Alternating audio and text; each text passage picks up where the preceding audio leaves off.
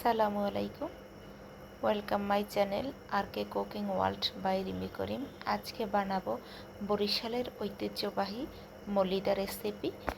পুরো রেসিপিটি দেখতে থাকুন সামনে।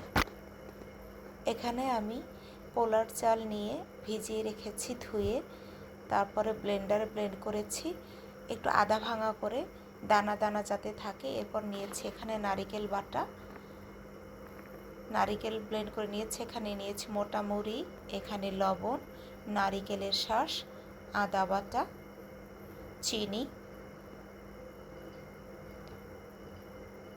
সবগুলো উপকরণ এখন ভালোভাবে একে একে দিয়ে মিক্স করতে হবে।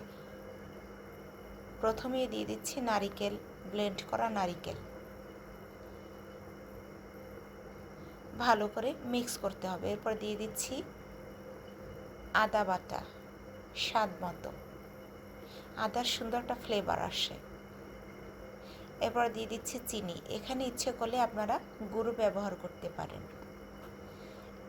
এরপর দিয়ে দিচ্ছি নারিকেলের শাঁস কুচি, এটা অনেক টেস্ট বাড়িয়ে দেয়। ভালো করে মিক্স করে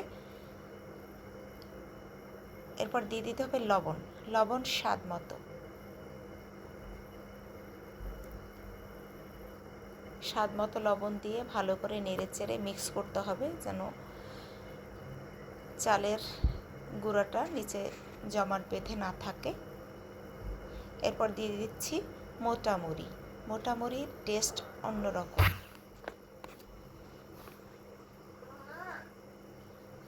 ভালো করে মিক্স করতে হবে।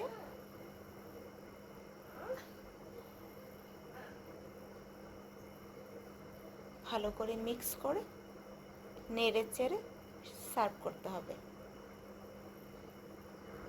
যারা মলিদা চেনেন না, রেসিপিটি দেখে অবশ্যই ট্রাই করবেন, অন্যরকম স্বাদ। ছোটোবেলা মায়ের হাতে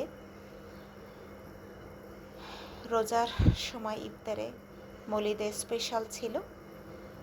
রেসিপিটি ট্রাই করবেন। আসসালামু আলাইকুম।